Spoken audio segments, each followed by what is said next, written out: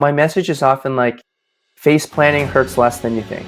And believe me, I face planted a lot as as an athlete, as a professional. I've been laid off, right? I've been sued, right? My companies have shut down, right? I've fallen on my face, I've been hit in the face.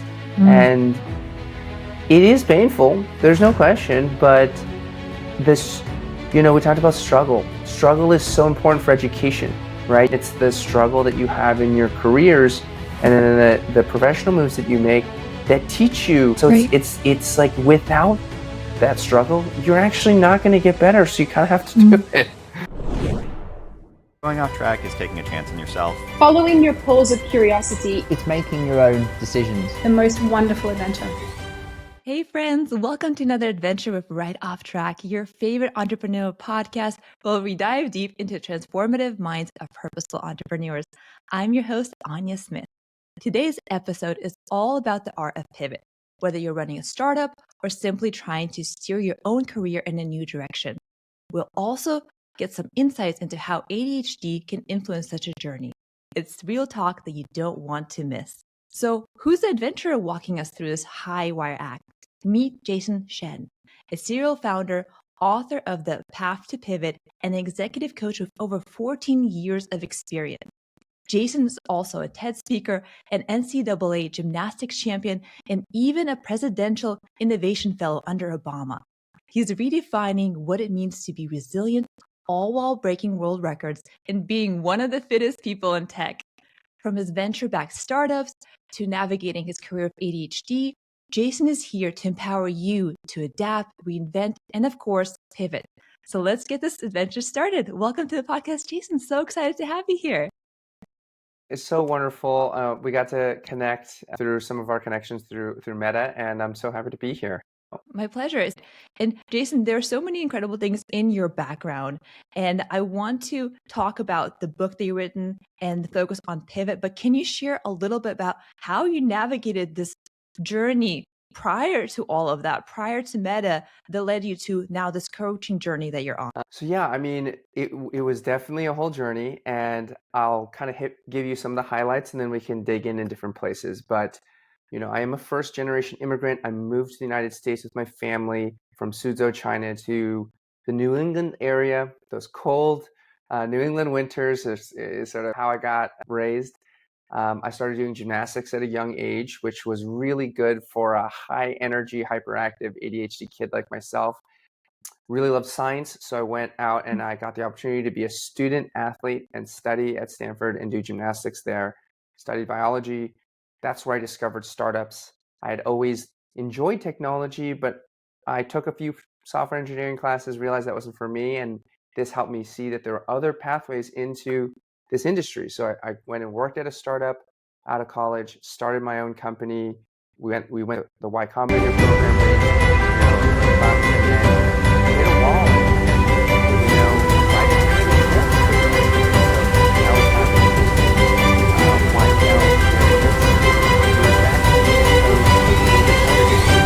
Kind of wanted to run away a little bit. Worked at a couple companies, including another startup, and then at Etsy, and in a product management role. So I switched from marketing into product management in that role. Then found an engineer at that company, and we started another business around hiring and hiring based on their abilities and not just their resumes, which I think we all have so much desire to see more of in the world. Realized the business wasn't going in the right direction, tried to pivot. This time the pivot was more successful. I learned a lot of, I kind of was operating on instinct at that point, but a lot of those lessons I've come to understand and document more. That pivot went into gaming and esports, and that company was acquired during the pandemic by then Facebook, now Meta. And I got to spend 3 years as a product manager at Meta, leading across internal tools teams as well as consumer-facing product teams. And I had always been interested in human development and leadership development. I'd worked with an executive coach during my second batch of startups that was super helpful to me. I started coaching on the side while at Meta, and I just came to love that more than being a PM, even being a founder, or just that it was the kind of the right thing at this point in my life to enter that. And so I left after 3 years at Meta. I took a bit of a sabbatical, and now I'm coaching full time, getting the book there, and have a real blast. So that's a little bit of my journey. Wow, so much, so much pack there. It's incredible. I'm curious. A lot of times we hear that we should be following, one direction, stay on course, don't try, be very focused. How do you feel about that advice in your life? Look, it's funny because I'll speak from the perspective of being an immigrant, but also the child of immigrants, right? My parents' lives are interrupted by the Cultural Revolution. They had one shot to kind of get back on track, which is to kill it in the standardized testing of the era, and then they had the opportunity to come to the United States, which was a boon. It was a grand adventure, definitely not a known thing. But once they made that leap, they almost wanted to conserve and protect and secure and say, let's do the safe thing now. We on black, we hit the jackpot. So, don't go and gamble it all away. That was kind of their perspective. So there was a lot of like, hey, you should take a safe route. STEM fields always tend to do better. There's safety in hard technical skill. My dad studied education, but he was always obsessed with making sure that I got hard technical skills because that would make me employable, right? Meanwhile, I kept switching. It was a sign that I had a new idea for what I wanted to major in or do as my career every couple of weeks in my first couple of years of school.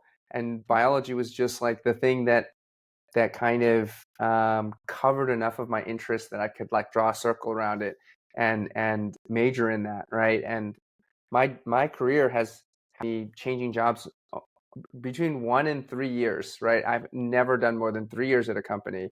And so for me personally, doing this straight and narrow was never going to work. It was just not going to work for me. And for some time, I was kind of ashamed of that. And there are some days where I am like, man, if I just stuck to something 5 years ago, 10 years ago, how far along would I be with that? And there's still so much advice out there about that. And that's not to say that that can't work for some people, but it doesn't work for me. You know what I believe? Yes, everybody has their own journey and that's what we should honor.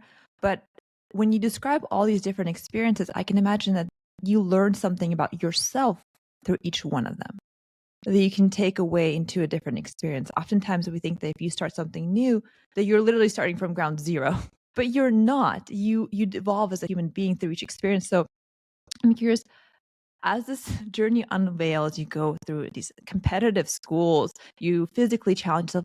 What motivated you to constantly rise to that next challenge, whether it be in different areas? I think curiosity has really been motivating factor. Curiosity and camaraderie, right? Gymnastics is a very individual sport. When you're doing it in the club environment, which I was in sort of, middle school, high school, I was competing in the junior nationals as an individual. Like I had a team, but they were really just other competitors who trained with me, right? It was only when I got to college, I got to NCAA, where we really had that. We won or lost as a team. We had the same name on the back or on the front, right? We had the name on the back, but same name on the front, and we won or lost as a team.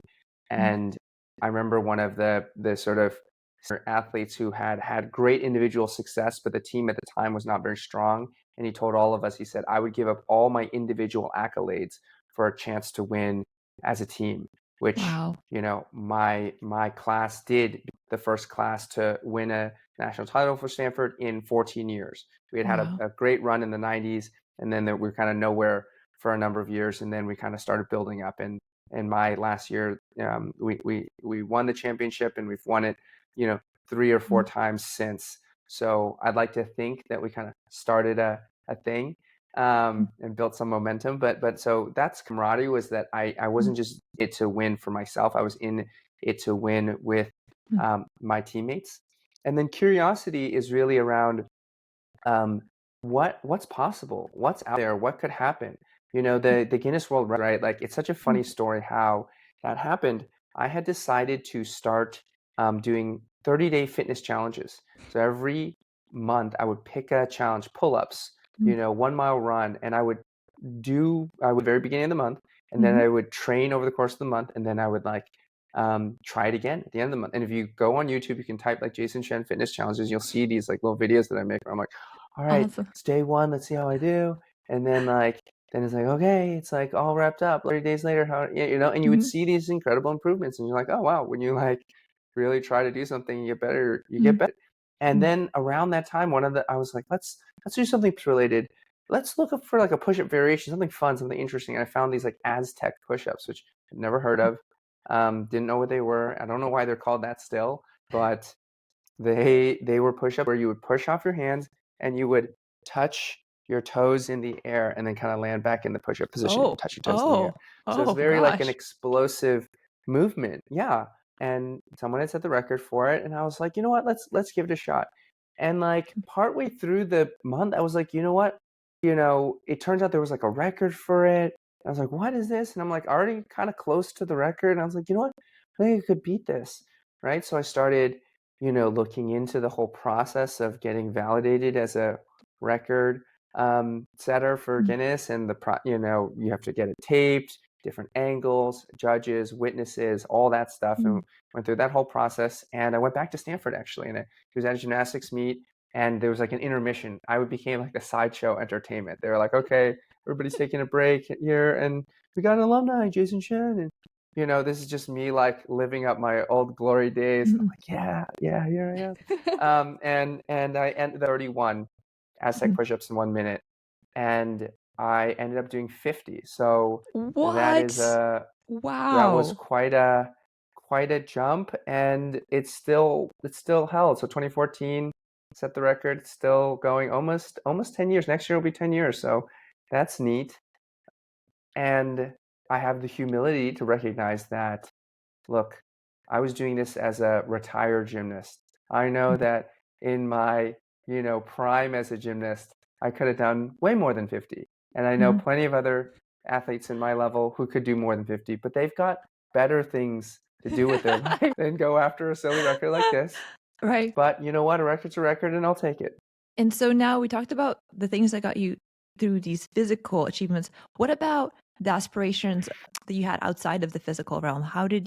Yeah. So, starting our first company, it was a matter of so many things coming together, circumstance. I had, started a nonprofit while I was in school, and that kind of happened while I was injured during my gymnastics career. And I had a year where I wasn't training as much, and I got involved in a student group, and I was starting a nonprofit organization. And then one of the students from that group, we moved in together as roommates, and we had a third roommate who we sort of found, who was also, all three of us, it was like a sitcom. It's a apartment in San Francisco, 3 Asian guys living in an apartment together, all working at startups, 2 engineers, 1 like business guy.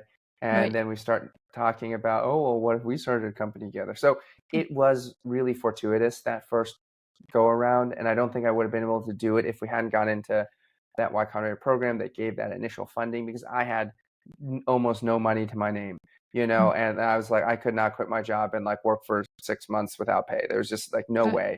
Even if we weren't spending a lot of money, I just didn't have that. So we were lucky enough to get in and kind of go on this whirlwind adventure. And again, curiosity, right? What could we do? What would be possible? What would be interesting? What would be and to explore the boundaries of technology, because there were so many new ideas that were emerging at that time. Airbnb was becoming, it's still an organization, but even in 2011, 2012, it was already like, hey, this is going to be big, and what else is out there that's kind of like this? I think we got to really be a part of something special. It definitely sounds like it. And hearing all of this, you make it sound so like, oh, yes, naturally this happened, and I got to, challenge myself. I was curious. But the question I've had to myself asked is, how do you help people think big? Because you can do something, again, to your point, if you don't think it's even possible. So if you don't think that you can start a business, that you can start a startup, that you can go for this challenge, you don't even bother starting. So what advice would you give to people about thinking big and finding the confidence or resilience to even go for it? Yeah. I think there's a couple things. One is you do, this podcast and other kinds of um, media that you have time immersing in stories of people who have gone out and done big things. Like I was a good student, but going to Stanford exposed me to people who had done a lot of incredible things and started companies while even in college and all that. And you know, going through Y Combinator, similarly, you have these people coming in. You have the guy from PayPal telling us about all the ways that they like narrowly avoided like totally imploding the company and like having to like get everybody together to wake up at 6 a.m. to like reset the servers because all the money and everything was locked up in this whole thing. And you're like, oh my God, I can't believe this is what happened. But it helps humanize that these heroes, these people that that are sort of larger than life, they really, aren't so different from you or I. Their results may be different, and that's a matter of both, the application they developed, the application of that skill in the right sort of direction, and Mhm. of course, luck. But when you see that, you realize, hey, this could happen to you. No guarantees that it'll happen to you, but your life is going to go by anyway. Time is Mhm. going to go by anyway, right? Mhm. And we do live in a world that has a lot more safety nets and more protection than maybe the U.S. versus other countries. So and such and but so anyone listening to this podcast, I think, has a sort of social safety net that's outside of the government, but is Mhm. more based on their community and based on their kind of professional networks that they're a part of. And so the risk is a lot lower than they might think. Um, and of course, as I've gotten older and I have more responsibilities, it's not the same as it was when I was 24 years old and could kind of just eat Costco ravioli, 3 cheese ravioli every day, all day. So good, so good. But life is gonna go by either way, Mhm. and none of us get out of here alive. And I know that that's a little morbid, but I do think in my book, actually, not to plug the book so early on, but I have a chapter called "Shoot the Zombie," and Okay. it's from this phrase, "zombie startups." And Mm. so there's this idea that like there's some companies that are like they're chugging along. They kind of figured something out. It's going okay. It takes a lot of effort to kind of keep it running, but it's making some money or it's getting some users and all that.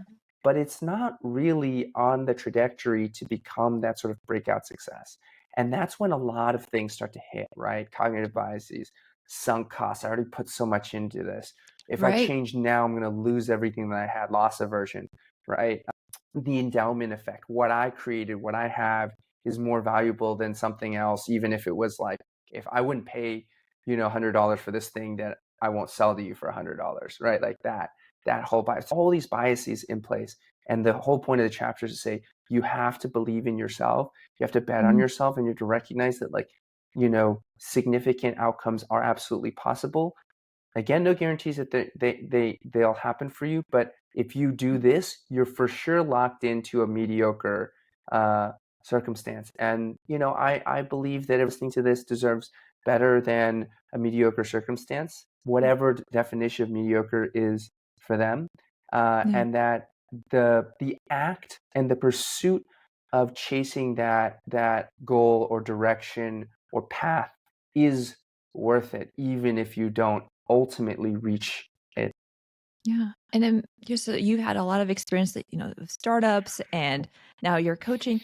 What advice would you give to somebody who is maybe thinking about like or they're in the startup, maybe they're struggling, or maybe they want to get started? What advice would you give them through your experience, like the hard won lessons that you might want to share about running a startup or getting into the space? Yeah. One lesson that I'm reminded of, and I was connecting with an old colleague who would pivot and, made it through, but kind of like under very difficult circumstances, is that there are times where you have to get sort of an unreasonable kind of delusional self-confidence.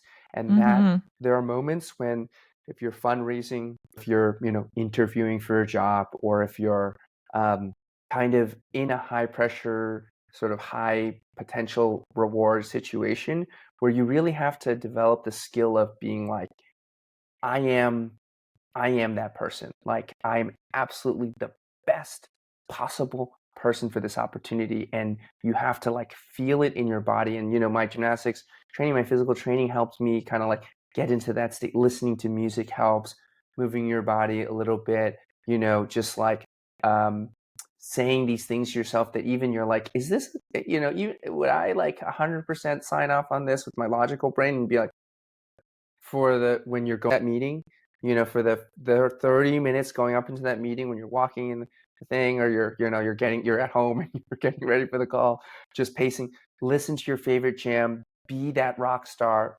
embody that. It sounds silly, but so many knowledge workers kind of like feel like they're just a brain housed inside of a bag of chemicals, but we're a body first and foremost. So get that body pumping, get that body moving, get excited, and then channel that in those moments. So I think that's an important lesson, that it's going to feel weird. It's going to be abnormal, and you aren't going to be like this, hopefully, most of the time.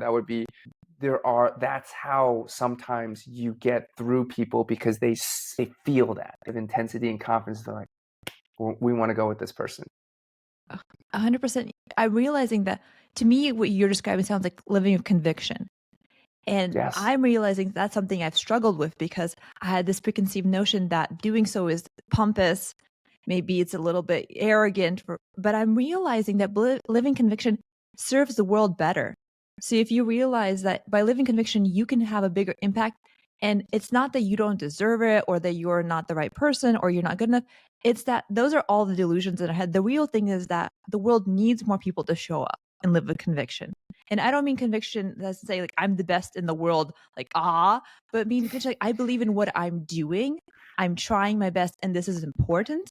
And the world has so many causes that can be improved upon. We don't have, like I say, an overwhelming, sense of happiness. There's not a pandemic of overwhelming happiness happening. So we need people to show up with conviction on things that matter, and know that it's not about, even thinking that I'm the best in the world, but being like, hey, I really believe in this and I can make a difference. To me, that rechanneling of it and seeing it through a different lens while still seeing the importance of being convicted in what I do has really helped me live up to that and feel more closer to that concept of not feeling like it's alien or foreign or negative.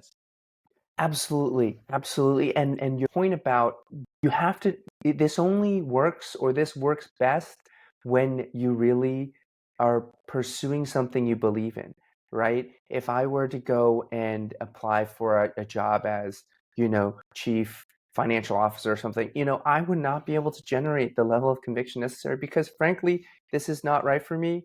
I'm not qualified, and I'm not interested. So there's really not the right fit, right? And if you find yourself really struggling to generate that level of conviction, a question you can ask yourself is this the right actual direction for me? When I decided to, do the acquisition into Facebook, it was partly because I was like, you know what? I don't know if I have another fundraise in me, right? And so as much as my journey, you can say, is like a lot of success, there are, the first company, we just shut it down, didn't even spend all the money, and we shut it down. That's kind of like, you really gave up.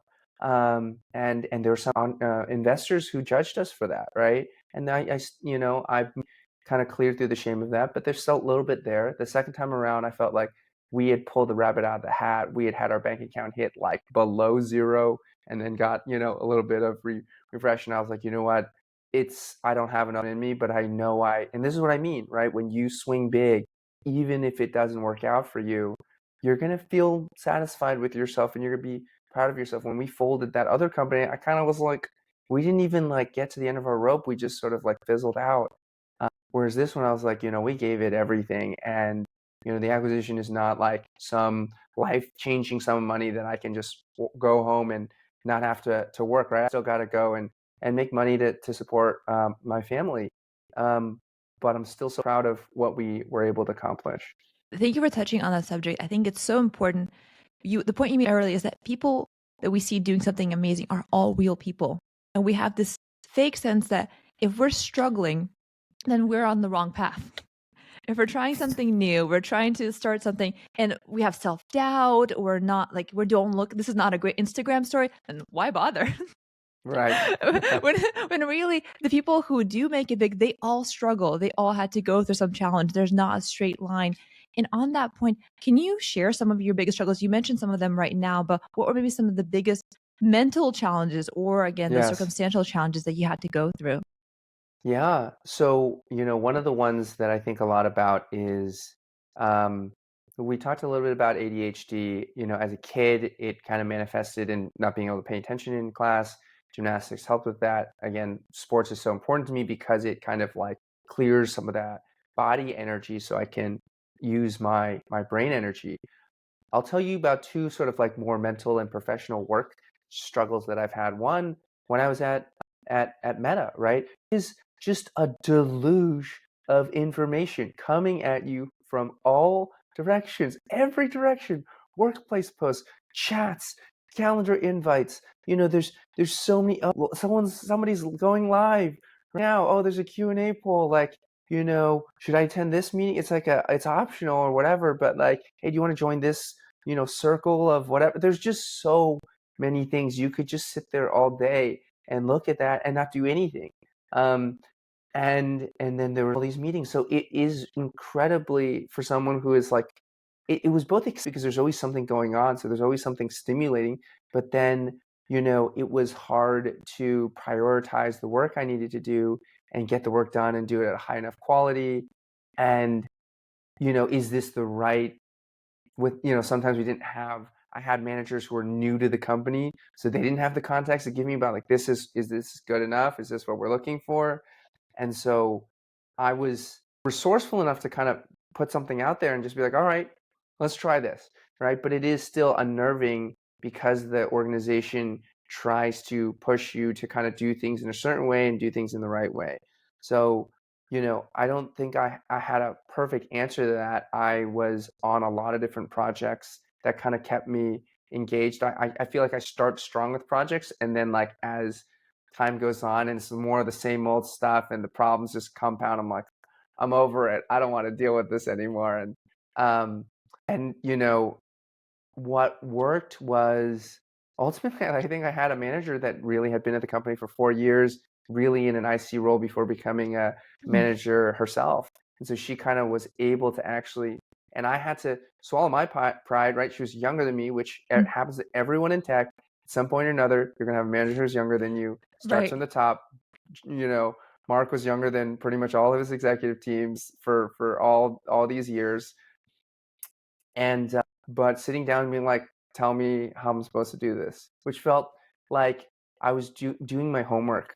I was like sitting with a tutor and having my homework done with me, and it like there was a weird ego thing where I was just like, I can't believe I'm just sitting here at 7 p.m. at night having my manager like talk me through this doc that I'm supposed to have been able to fill out, right? I've been in this role for so many years already, but that helped me understand what was they were looking for, and she could correct my thoughts in real time, and it got better, right? So I had to sort of accept that, and that was an important lesson, is that you're never too old to learn, right? uh,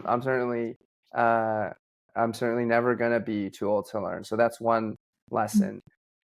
And then another one is I've been, with this book, right? I've been wanting to write a book for a long time. I love books. I have all these books at home. My dad loves to read. He's written a book about, like childhood development, and it's kind of like raising me, which is like a little embarrassing. It's published in Chinese. So like, thankfully, it's not like you just go buy it and read it, but it is a little bit like, I raised this great son, like, here's how I did it. And I've always wanted to write books, but I've never gotten all the way through, right? I've done like half-baked things, collections of essays, really, really short things, and I did a full book proposal that I put in front of an agent. And then when they said, oh, it's good, but not quite for us, I got demoralized, and then I kind of like shelved it. So it's been a journey for me to get to this point where I finally have something. We have like 35,000 words, and it's really significant, right? It's really substantial, and I think it really addresses a problem. And there are a couple lessons there, right? One is there's a ton of direct personal experience that I have having started. It's not like it just took me a year to write this book. It actually took me all the times that I had to do the first company, have it not work out, do the second company, have it work better, try different pivots along the way, research pivots along the way. So I followed my curiosity on that. Two, to set small goals. Like I remember saying to my writing Ria, I was like, okay, let's keep it simple. 10 chapters, 1,000 words, super easy, right? And I'd like, and then that kind of like started to grow, but like that felt achievable, right? Getting feedback. I use this tool that like lets beta readers read and highlight and like edit, and that gave me motivation. Working with this assistant as well. She kind of contacted me, but she was contacting a lot of people, and I was like, okay, you know what? Let's try collaborating and make such a difference, especially as an independent operator now, to have these people who are like kind of on my team, right? And we have this back and forth, and we talk through it, and she does some research, and I like through her notes, and we sort of work on it together. So all of those, I had to like, ADHD is a lot about combining tactics. There's no one tactic. You have to like time box, you have to set milestones, you have to get collaborators, you have to get feedback, you have to find fun little games to play with it. Sometimes you work on the cover because that's like exciting to you right now. But here I am at this point where I'm about to put it in front of a new set of readers, the Y Combinator alumni community, which is like a pretty, they're friendly, but also not gonna sort of accept anything that's like very so it is a meaningful moment for me, and it's taken all the different strategies to get there to even this point. So quick question, what is the app that you're using for the beta readers? Because I'm very curious. It's called Help This Book.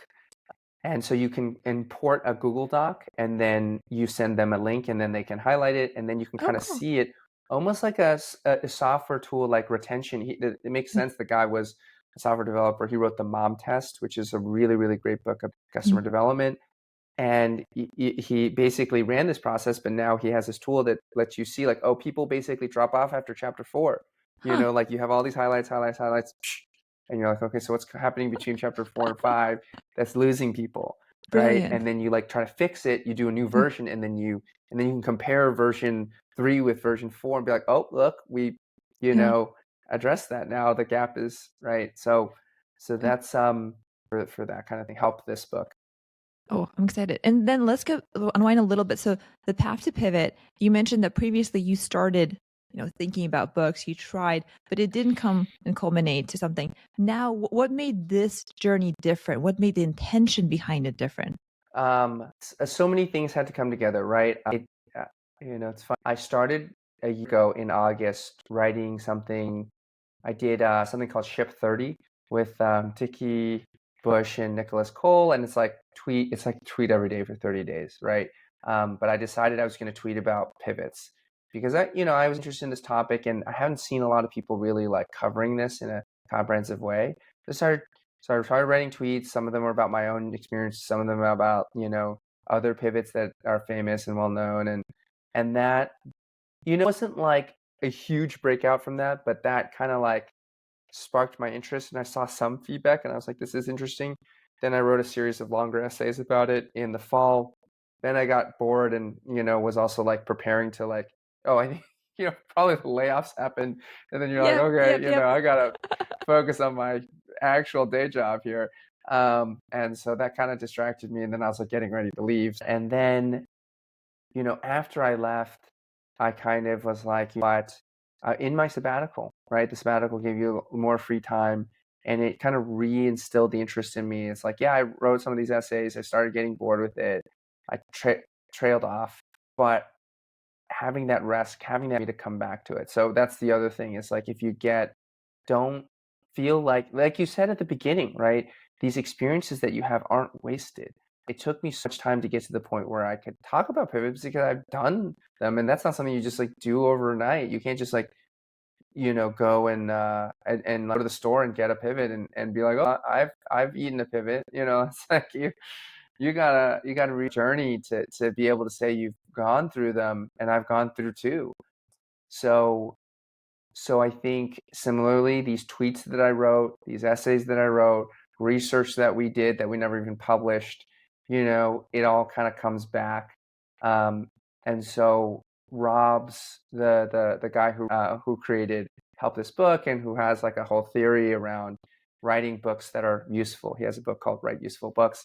Is like write for the yeah, very straightforward. Write for the back catalog, write for something that's going to still matter in 10 years, right? And even if the examples that I provide may feel dated in 10 years, are there going to be startups? Yes. Are there going to be startups that are kind of like going okay, but not great? Yeah. Is there going to be a difficult that founder needs to make about what to do in that situation? Yeah. And is this process of like thinking it through, aligning that decision with your stakeholders, exploring it before you make the final leap, is that still going to make sense? Or is there going to be like a new technique where you just jump into it, right? Like, human psychology is not going to change. Yeah. Like, it's still going to make sense to do this process. So like, that gives me confidence that even though this is taking so long and longer than I'd like, and it's okay.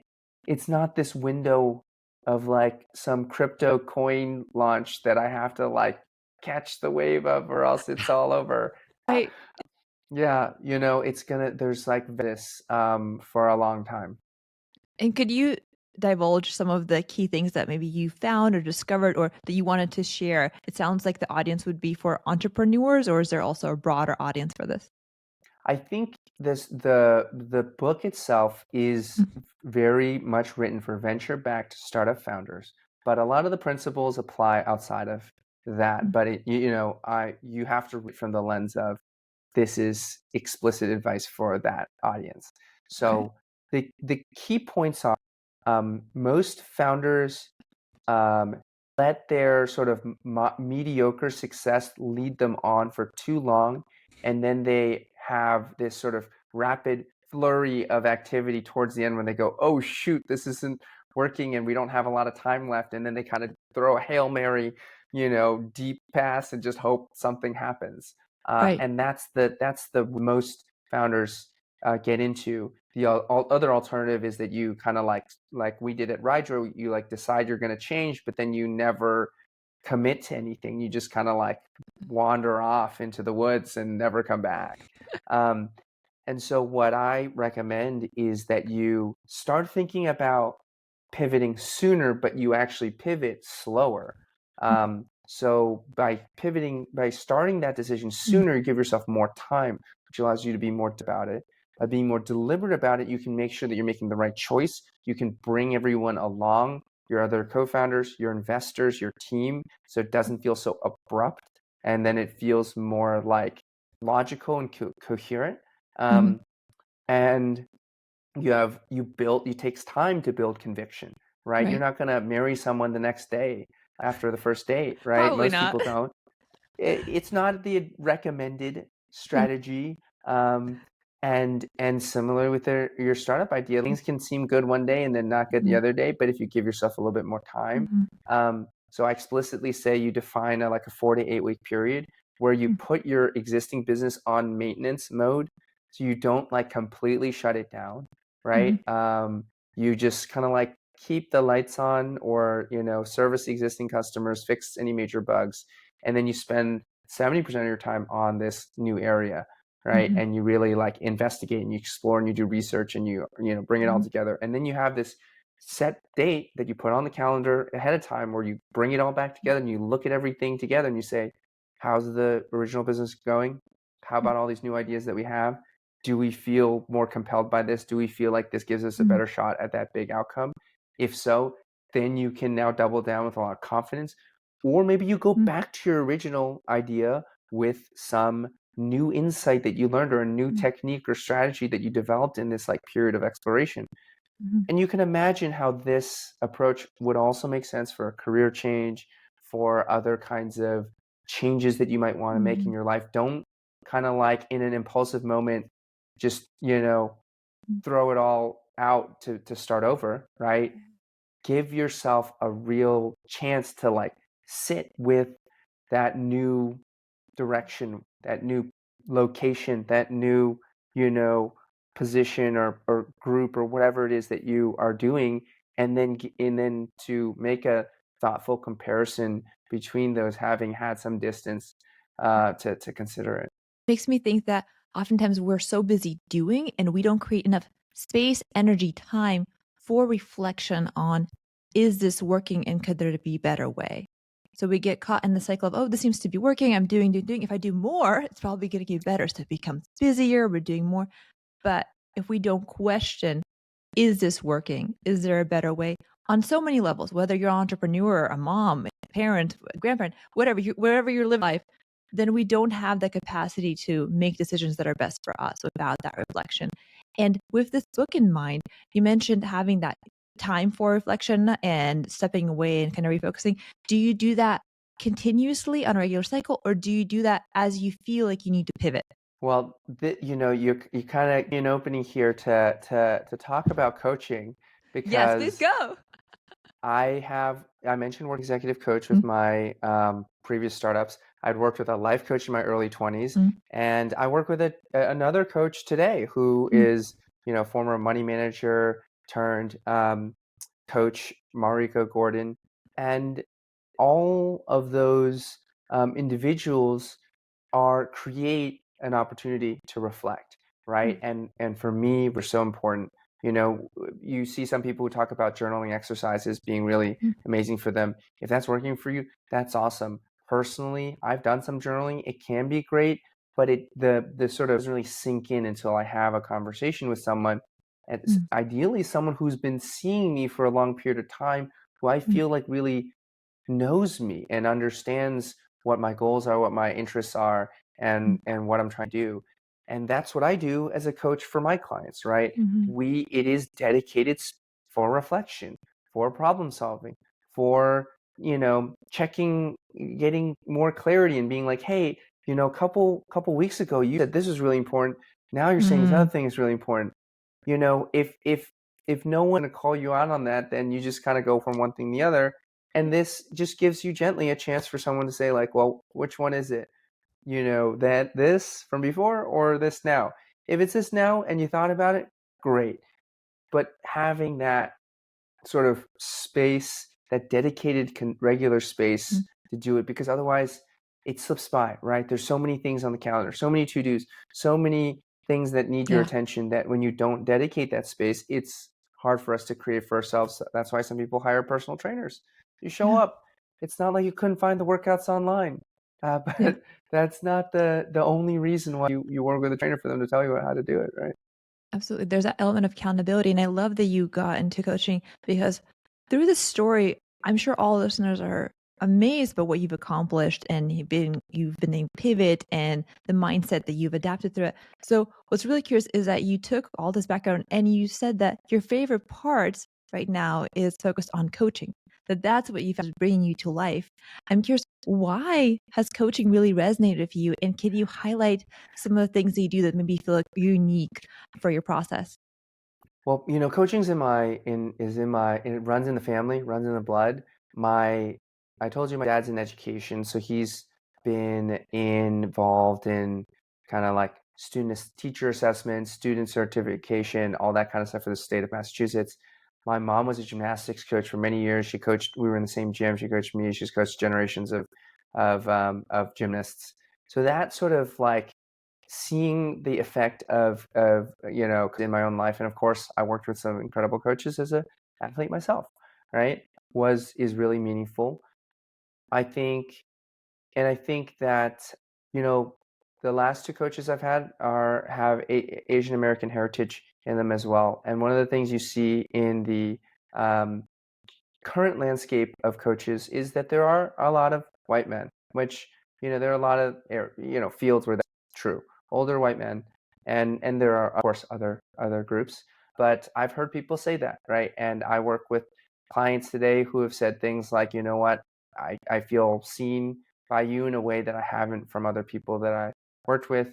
I've talked about ADHD. I started working with a client recently who's kind of like a friend, and I was reaching out to her and saying like, hey, do you know anyone who you think might be a good fit for me?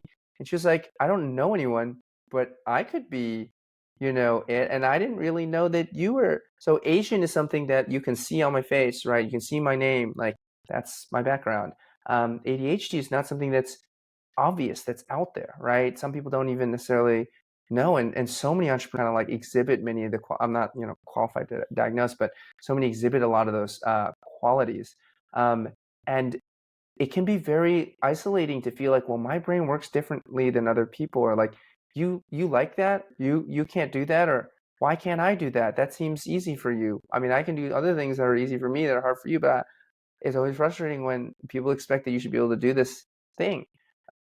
So I think those are two areas that are very natural for me to kind of engage with the client on. Uh, the other one is really this idea of courage and conviction, right? We've talked a lot about swinging big. We've talked a lot about going for it. And, my message is often like face planting hurts less than you think. And believe me, I've face planted a lot as as an athlete, a professional.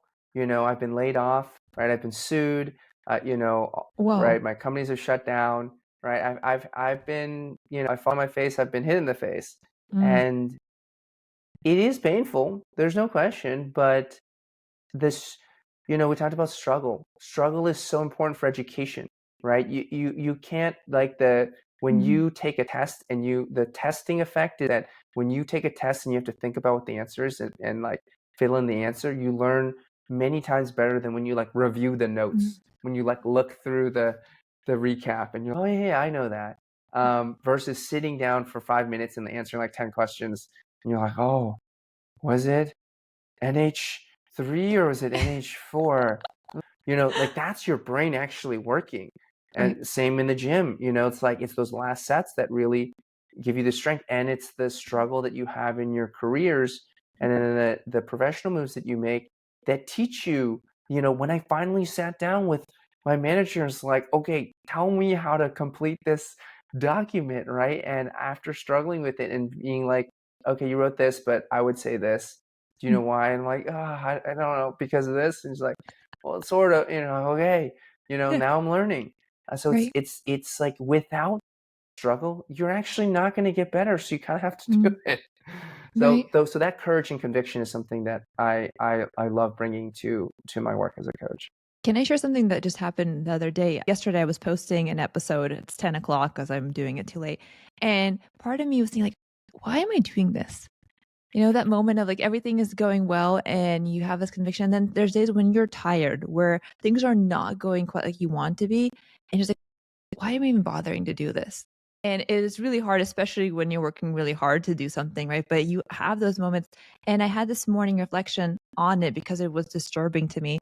And I realized the reason I had that feeling wasn't because I really think that that's the best reason is to pivot for myself. It's because I have this fear, financial fear, being not good enough, but mostly financial fear, right? That if this doesn't pan out, there's certain responsibilities I have. And that's okay. It took me reflection like, yes, I can have those fears and I can still act. I can have those fears and those are okay, but I can still choose to not act just based on fear. I can still choose to see that this journey, the cons, the benefits I'm having about learning about myself, about feeling more alive, having this opportunity to discover my own limits, having opportunity to network with you and meet incredible people, like that is worth it to me. And yes, there's like risks, but we have to be very mindful about what we're stopping ourselves from by just focusing on the negatives of the cost and the fears and driving our decisions that way. So I just want to be transparent that I had the moment this morning where I was really feeling like this. It shook me a little bit because I haven't had that serious doubt, but I think it was because I've been recently really focused on energy, on focusing my energy on like the positives, on intentional conviction. And in some of those like protect, like, are you sure? Are you sure, Yeah, Anya? They can show up right. that way. So I'm curious, have you had moments of self-doubt and how have you dealt with them, if you don't mind me asking? Yes, Anya. First of all, I I want to say you're doing amazing with this podcast. It is you kind of out of nowhere with this, right? And you're running in a really professional way, and I can say that with genuine experience because I hired a firm to put me on like 12 different podcasts. I have Yeah. been on a bunch of podcasts lately, different hosts, with different processes, and you're running it at as good as any of these like hosts with like hundreds of episodes have been doing it for many years. Seriously, Thank even you. better in a lot of ways. The sort of Oh, how you cut it all up and put it together. thank you. And so I think you've done a lot in a short amount of time. And the self-doubt is normal, it's natural, it's gonna happen, and it's a two-sided coin, because when you experience those moments of doubt and fear and struggle, when you make it, you feel that much better about it, right? What's so good about winning something that you didn't have to try that hard at? It's not even that cool, right? It's like the participation award. Nobody cares about the participation award. It doesn't really help boost anybody's self-esteem because they know that they got it. You didn't have to do anything. You could have done nothing and you still get it, right? Right. And not to say that we should only celebrate winning and being the number one or whatever, but like the personal achievements that you will value the most are the ones that you had to fight the hardest for and maybe have the most doubt about. I have, of course, my own moments of self-doubt. I into this this new role in when I was at Meta, when I switched to a new team, right? And the first thing that happened was that I'd gone from several exceeds expectations as in my position, in my title. I didn't get a promotion, and I was like, you know what? I've been trying so hard. I'm getting all these exceeds. Like, I should go to a new place that'll appreciate me more, and maybe I can finally get Right. that promotion. Yeah. And then I like really struggled, right? And it was like a new, as I mentioned, new role, new sort of org, new expectations, new responsibilities. And, I had a lot of doubt about, like, can I even do this, right? And like, was this a mistake? Like, did they let me in and it was a mistake? Like, it's just that other org was like an easy grader, and now here I am, like, really trying to do it, and I can't do it, and I think what helped was just one, when you're focusing too much on self-doubt, it's often because you're looking at outcomes, right? You're looking at other people's judgment, evaluations, external metrics, how many, like, what's my rating compared to all these other people? What's my follower count or whatever? And what you should really be focusing on is like your own development. Am I learning things? Yes. Am I, supporting the people that I actually work directly with on the things they need? Yes.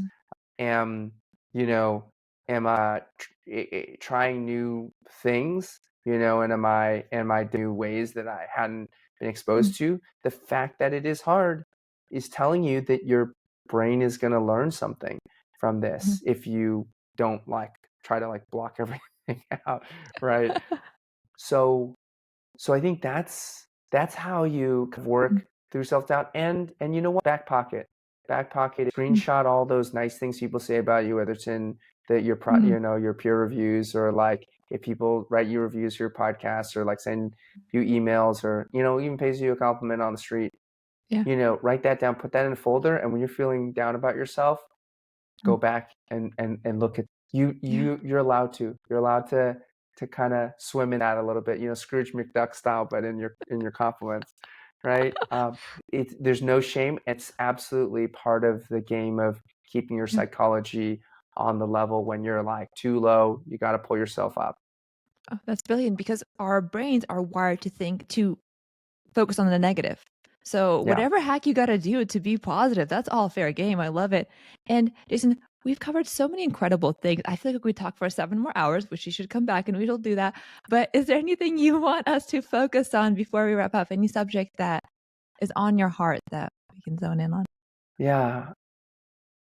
I think it comes back to, this feels like such a goofy thing to say, but I'll say it because, that's kind of like part of my journey, is just like connecting with your body, right?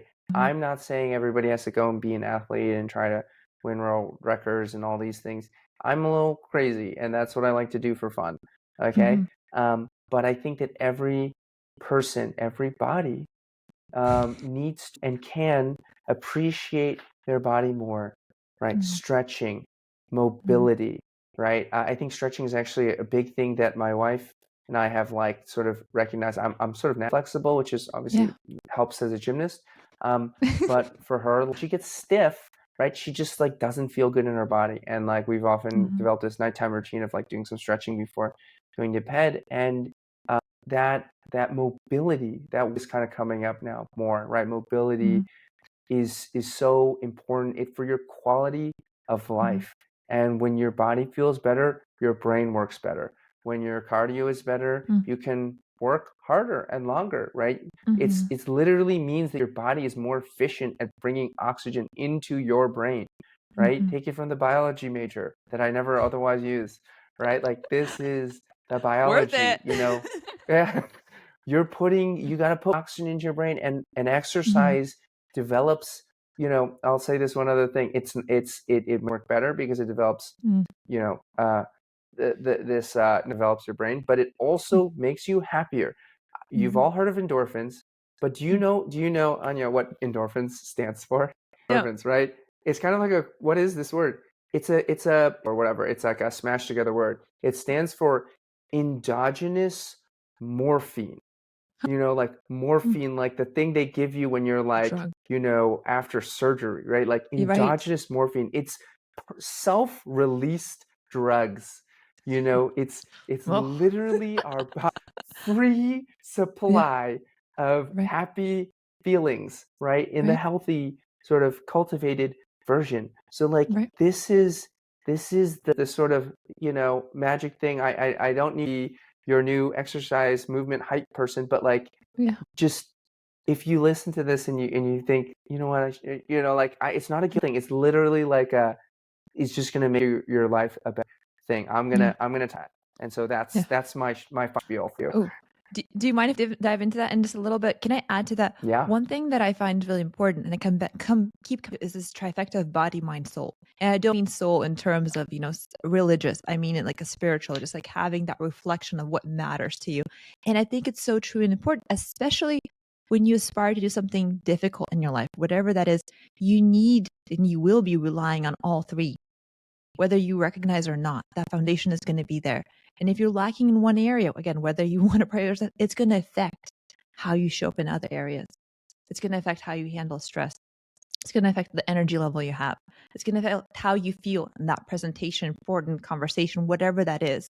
So 100% agree. I think we have this overwhelming sense of this negative body element where it's like, oh, it's about being sexy or about looking a certain way. Like, I don't think that's what you're talking about or what I'm talking about. It's about having this feeling of aliveness in your body, that your body's performing optimally for everything you want to do.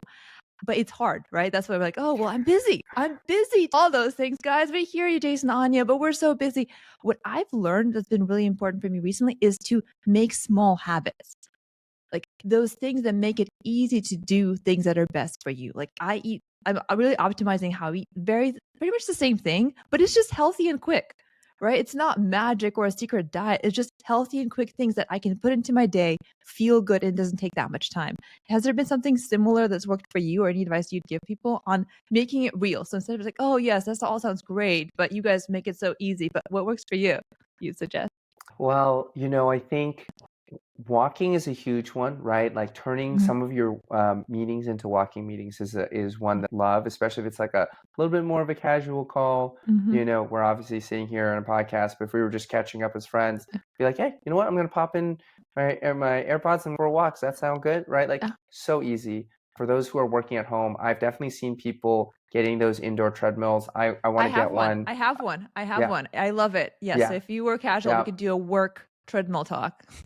Right. So, that's a huge one. It's like $300. It's a little bit of an investment, but when it's not doing anything, you can just stand on it, right? You have to, you stand on it and then you walk, and it can really get you extra steps. And we were designed to move, and our brains work better when we move, and you walk slowly. And it's going to be a little awkward at first, but I follow this TikToker who like has made her whole channel about walking treadmills. And it's like a skill like anything else, and you learn how to do it, and and it'll feel supernatural. So that's my one that I have and one that I want to get to.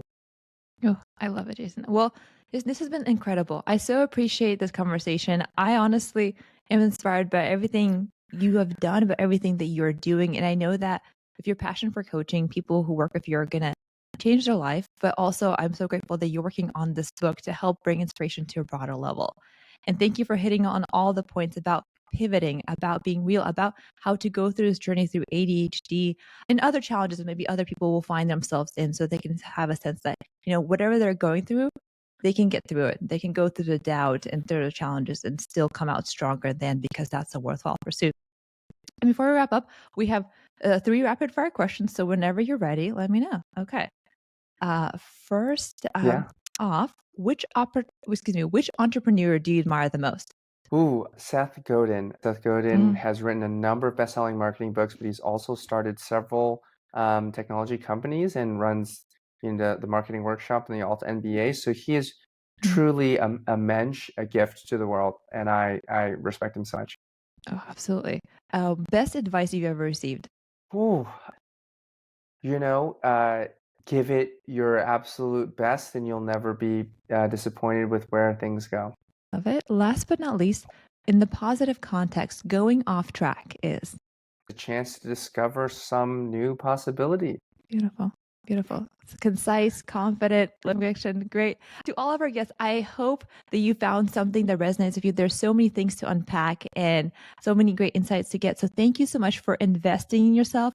One last thing I want to mention as we wrap up is that we are a podcast with purpose. And I'm so grateful to be supporting the amazing nonprofit Ready to Empower, which has been around for 10 years. And they are empowering women worldwide. They are raising $50,000 right now by December 8th. 100% of those go to Operation Cost. So if you're feeling inspired to make a difference in the world, I would so appreciate any amount that feels right for you. Check out the description below. And again, Jason, thank you so much. Anything you want to share with our audience before we wrap up?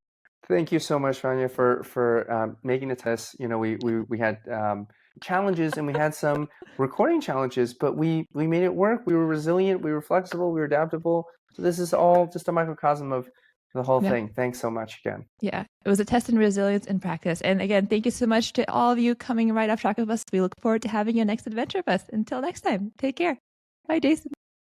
See ya.